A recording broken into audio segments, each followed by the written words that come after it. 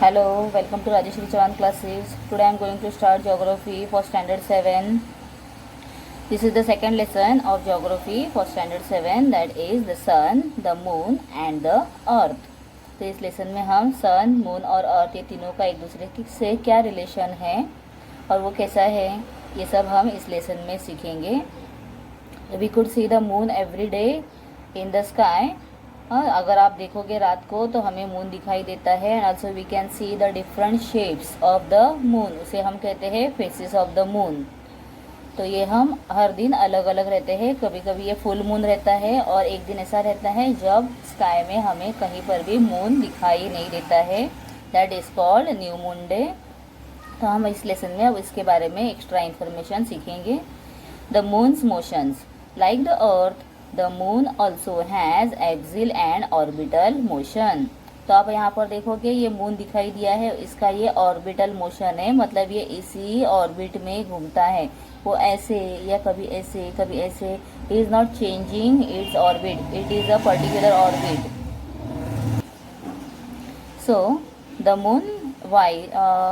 Moon while rotating around itself, जब ये अपने अराउंड रोटेट करता है मतलब अपने अराउंड ही घूमता है, itself revolves around the earth and the earth revolves around the sun. तो ये कैसे हो रहा है, सब पोजिशन क्या हो रहा है. देखो अगर आप यहाँ पर देखोगे दिस इज द अर्थ और ये जो मून है ये अपने अराउंड घूम रहा है और अपने अराउंड घूमते घूमते ये अर्थ के भी अराउंड घूम रहा है. लेकिन आपको पता है जो अर्थ है वो सन के अराउंड घूमता है. सपोज यहाँ पर सन है तो ये क्या होगा, तो ये पोजीशन में ये अर्थ और मून दोनों सन के अराउंड भी इस तरह से घूमेंगे पूरा. मतलब इनडायरेक्टली क्या हो रहा है, जो मून है वो खुद के अराउंड तो घूम रहा है, मतलब रोटेट कर रहा है. Also it is revolving around the अर्थ, और साथ में ही वो सन के अराउंड भी उसका जो रिवॉल्यूशन वो हो रहा है indirectly. So as a result, though the moon does not revolve around the sun independently, मतलब वो independently डायरेक्ट सन के अराउंड नहीं घूम रहा है. वो जब मून के सन के अराउंड नहीं घूम रहा है तो वो क्या कर रहा है, वो अर्थ के अराउंड घूमते घूमते साथ में अर्थ के आगे जा रहा है. तो indirectly it makes revolution around the sun, और ऐसे ही क्या हो रहा है, इनडायरेक्टली वो सन के अराउंड भी घूम रहा है. The time it's taken to make one revolution around the earth and one rotation around itself is the same. अभी आप देखोगे जो मून है वो खुद के अराउंड जो रोटेट करता है वो टाइम, और मतलब जितना टाइम उसे लग रहा है वो, और जो टाइम है उसे अर्थ के अराउंड घूमने में लगता है, वो दोनों टाइम सेम है. लेकिन आप देखोगे अर्थ जब रोटेट करता है खुद के अराउंड तो उसे कितना टाइम लग रहा है, 24 आवर्स. और जब वो सन के अराउंड घूमता है उसे कितना टाइम लगता है, 365 डेज. देखो बहुत ज़्यादा डिफरेंस है. लेकिन इसमें क्या है, मून में रिवॉल्यूशन और रोटेशन दोनों टाइम क्या है, सेम है. That is why we constantly see one and the same side of the moon. तो हमें अगर मून का वन साइड दिखाई दे रहा है तो वो साइड ही हमें हमेशा दिखेगा, पीछे का साइड हम नहीं देख सकते हैं. So what is given here, think about it. Like sunlight and the moon light, is there anything called the earth light? If yes, where do you think it is found? Okay, तो ये extra question है. Try this. Now what is given here, carry out this activity on the playground. Playground में teachers के साथ में आप लोग ये एक्टिविटी कर सकते हो. Select 3 students, give them the roles of the sun, the moon and earth. मतलब जो मैंने आप लोगों को रिवॉल्यूशन बताया है कैसे होता है, तो वो यहाँ पर हमें करके दिखाया है. इस तरह से 3 बच्चों को लेना है, 3 स्टूडेंट को, एक को मिडल में खड़ा करेंगे सन बनाकर और एक को अर्थ बनाएंगे. तो अर्थ क्या कर रहा है, खुद के अराउंड घूमते घूमते राउंड घूमते जाएगा, और अर्थ के अराउंड कौन घूमेगा, मून. तो मून राउंड घूमते घूमते अर्थ के साथ में ही वो आगे भी बढ़ेगा. तो यहाँ पर ये ही हमें अच्छे से समझाया है, एक एक्टिविटी दी है करने के लिए. तो will continue the next geographical explanations.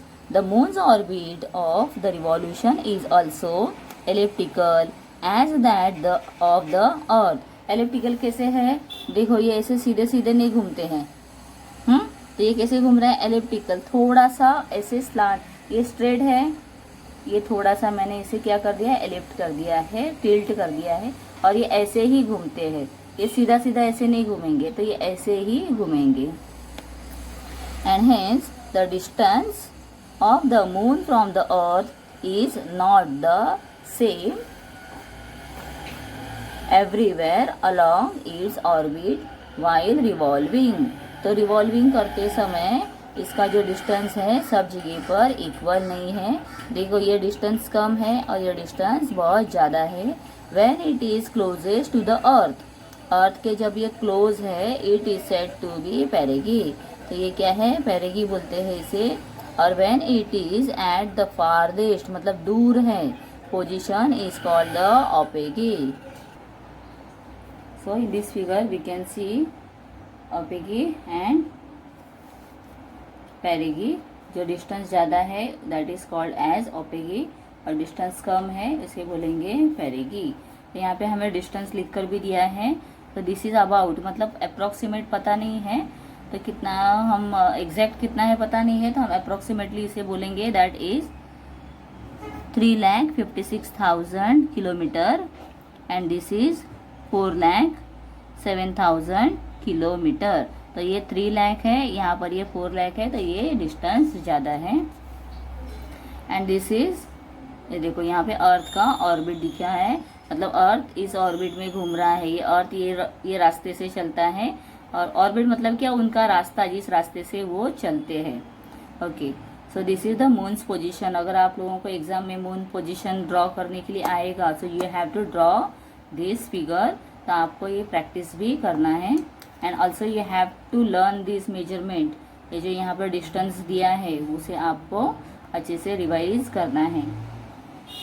You have studied the phases of moon. You know how it waxes from the new moon day to the full moon day.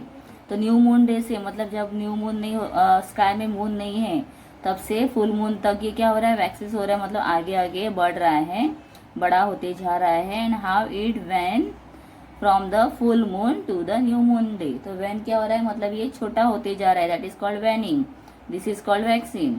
हाँ, तो ये हमने पोजीशन सब सीखे हुए, स्टैंडर्ड 5th में भी सीखा था, और फिर स्टैंडर्ड 6th में भी इसके बारे में इंफॉर्मेशन थी।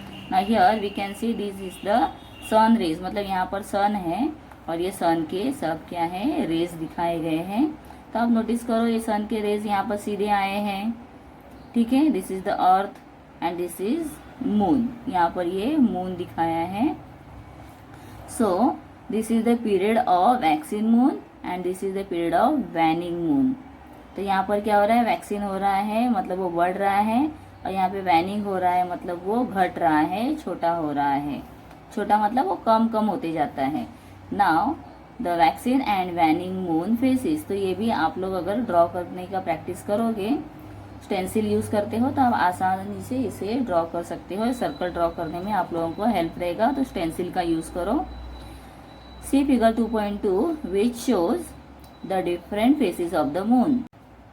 It shows the relative positions of the moon on both the quarters of full moon.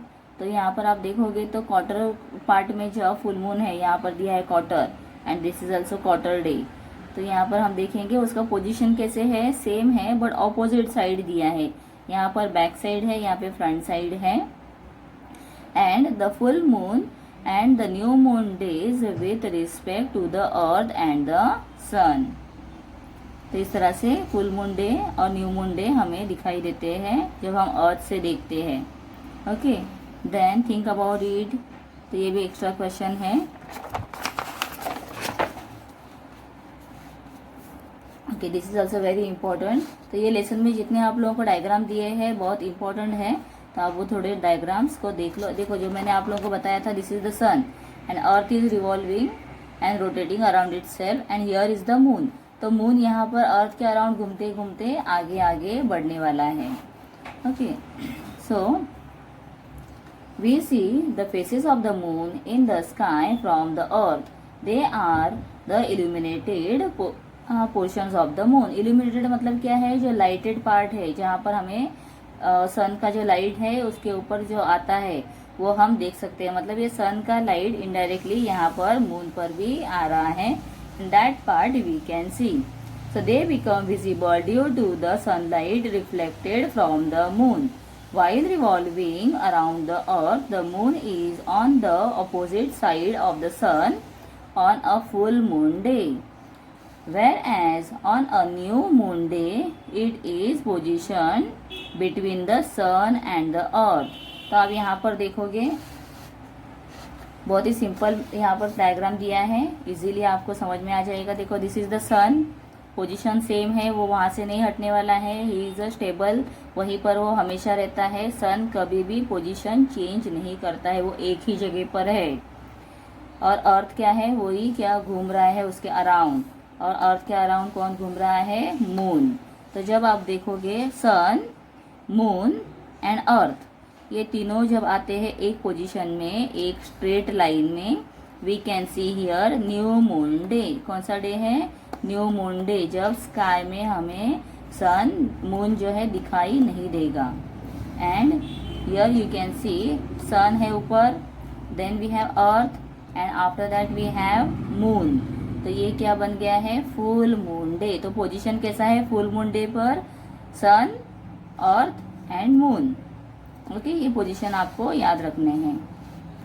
Then on the first and the third quarter days, the moon, the earth and the sun make an angle of 90 degree.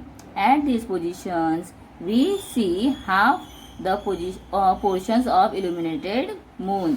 तो आप अगर यहाँ पर देखोगे 90 degree जब angle बना है तो यहाँ पर हमें हाफ मून दिखाई दे रहा है। तो we could see the half portion of the moon.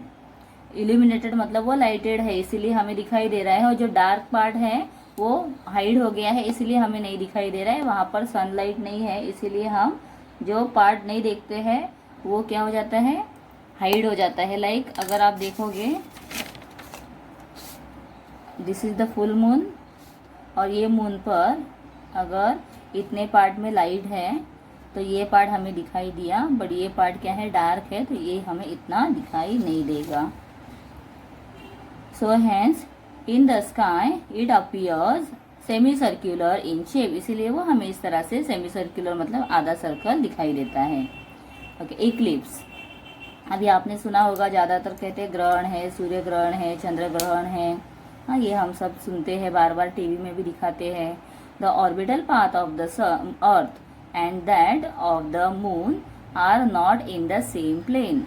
तो ये सेम प्लेन में नहीं है। देखो ऑर्बिटल पाथ देखोगे तो ये यहाँ पर सन का, अर्थ का है, और ये मून का है, तो एक ही स्ट्रेट लाइन में वो नहीं है।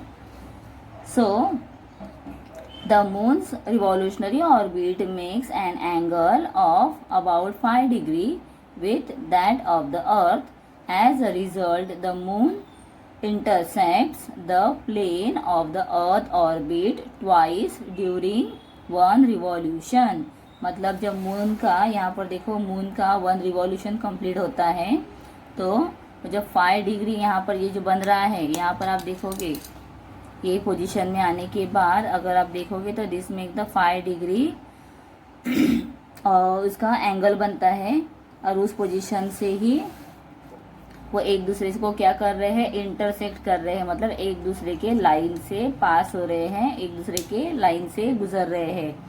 On each new moon day the line joining the earth and the sun and the moon make an angle of 0 degree, whereas on such full moon day this angle is of 180 degree. तो आप यहाँ पर देखोगे this is given here 0 degree and this is 180 degree. तो new moon day पे कितना degree है, 0 degree, और फुल मून डे पर वो कितना डिग्री है, 180 डिग्री। और जब हाफ मून रहते हैं तब कितना डिग्री है, 90 डिग्री। तो ये बहुत सिंपल बातें हैं बच्चों, आप लोगों को याद रखनी है। अब जब फिगर को देखोगे तो आपको याद रखने में भी आसानी हो जाएगी। तो even so the sun, the earth and the moon may not be in a one straight line in the same plane on every new moon और फुल मून डे। तो हमेशा वो क्या होते हैं, एवरी फुल मून और new moon day पर वो क्या होते हैं, एक ही स्ट्रेट लाइन में नहीं होते हैं। Okay, hence the eclipse do not occurs on each new moon और फुल मून डे। इसीलिए जो इक्लिप्स है, ग्रहण होते हैं, वह हर बार जो फुल मून डे और न्यू मून डे है तब नहीं होते हैं। However sometimes on a new moon day और a full moon day the three falls in the one line and there is the same plane।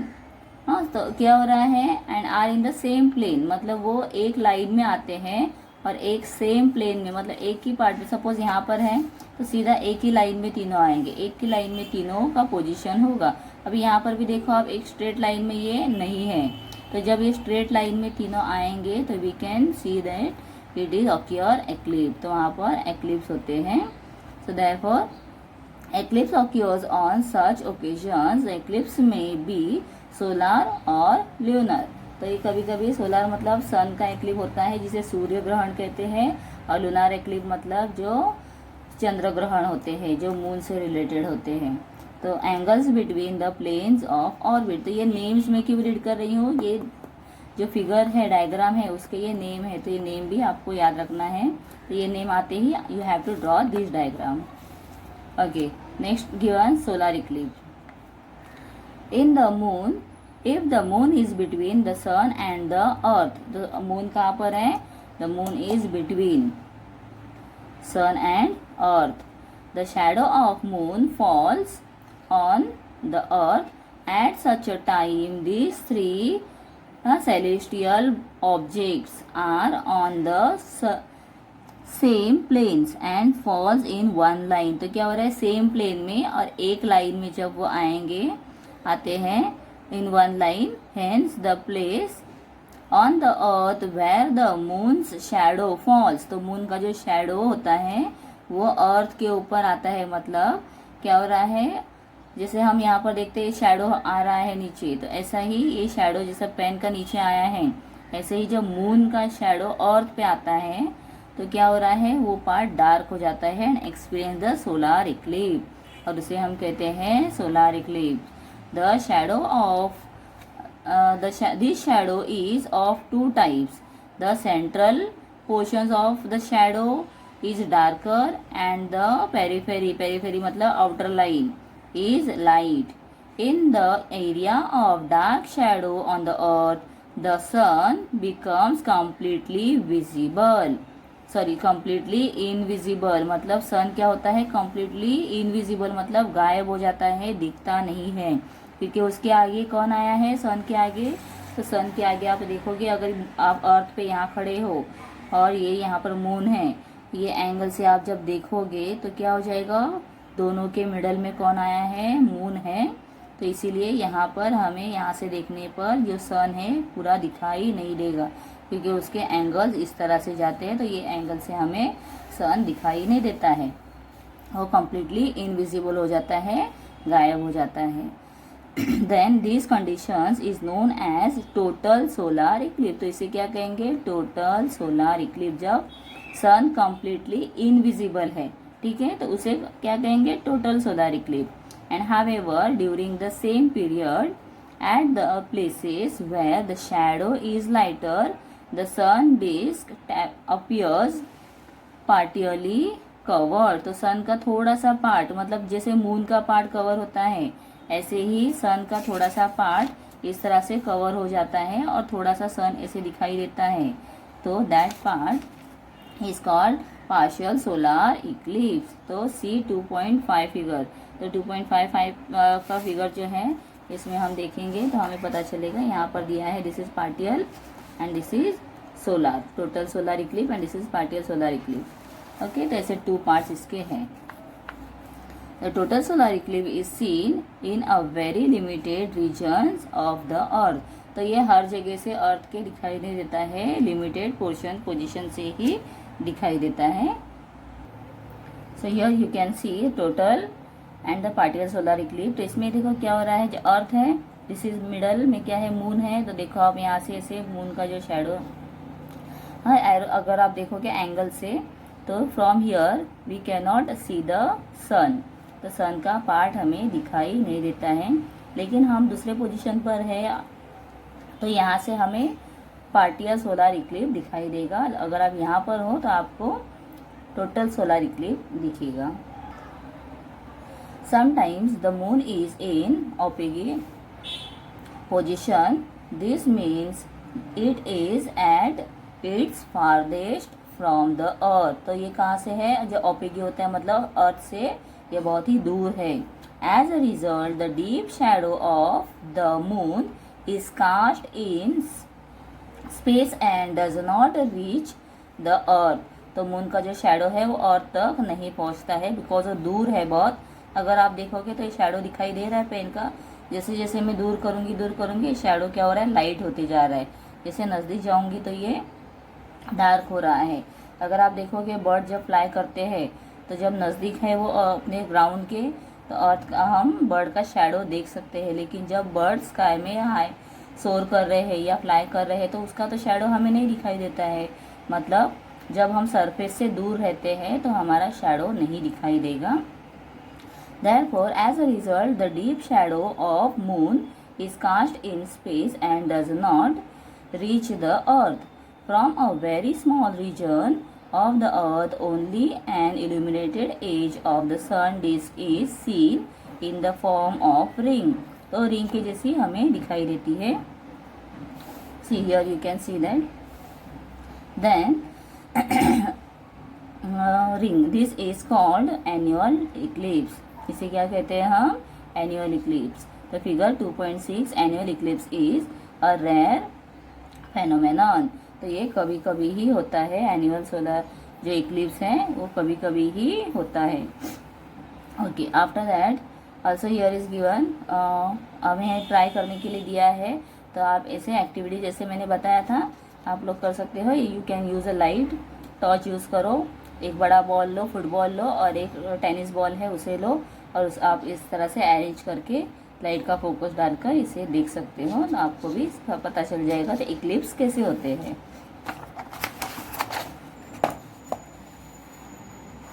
Then we have lunar eclipse. A lunar eclipse occurs when the moon enters the shadow of the earth. तो moon क्या हो रहा है, enter करता है अर्थ के shadow में while revolving around it. At this time it is necessary that the earth is between the sun and the moon. और अर्थ कहाँ पर रहना चाहिए, सन और मून के मिडल में कौन होना चाहिए, अर्थ होना चाहिए, तब लूनार इक्लिप्स हम देख सकते हैं। Between the moon and all three of them are in the same plane. और तीनों कैसे होने चाहिए, सेम प्लेन में, मतलब सेम लाइन में होने चाहिए। On a full moon day the moons path of revolution passes through the thick shadow of the earth. If the moon is totally hidden within the shadow we see a total lunar eclipse, and if only a part of the moon is in the shadow we see the partial lunar eclipse। मतलब इसमें भी total solar lunar इक्लिप है और partial solar lunar इक्लिप है। ठीक है, तो ये अगर आप देखोगे 2.8 में, तो यहाँ पर पूरा मैं ओपन करके दिखाती हूँ। व्हेन वी सी, ये अगर पूरा है सामने तो हम देखेंगे टोटल लूनार इक्लिप, और ये साइड में है तो we can see that partial lunar eclipse, जैसे सन में भी मैंने आप लोगों को दिखाया था। तो अगर आप नेक्स्ट टाइम पे जब भी इक्लिप होने वाला है तो आपको उसे देखना है, तो you can understand it more better. आप लोगों को क्यूरियसिटी भी हो जाएगी कि नेक्स्ट टाइम पे फिर से हमें देखना है। And you know that every time when it occur, मैं हमेशा इक्लिप देखती हूँ। और इसके लिए हमें डार्क जो गॉगल्स होते हैं, हाँ डार्क वाले मतलब ब्लैक होते हैं, वो गॉगल्स यूज़ करने हैं, या इसके लिए स्पेशल गॉगल मिलते हैं, उसे आप यूज़ करो। अगर कुछ भी नहीं है आपके पास तो you can use the xerox copy जो होती है, एक्सरा निकालते हैं जब हार्ट अपने कोई भी बोन्स ब्रेक हो जाता है, हाथ या पैर का बोन या चेस्ट का, हम जब एक्सरे निकालते हैं तो एक्सरे की कॉपी डार्क होती है ब्लैक, उसके ब्लैक पोर्शन से आप उसे देख सकते हो। लेकिन अपने पेरेंट्स के साथ में ही जाकर देखना। So this way we have completed till here. और नेक्स्ट जो पार्ट है वो आगे का वो मैं आपको नेक्स्ट वीडियो में अपलोड कर दूंगी, और उसके साथ में मैं क्वेश्चन आंसर्स भी आप लोगों को एक्सप्लेन करूंगी, तो आप लोग वो पार्ट भी ज़रूर देख लेना। Thank you.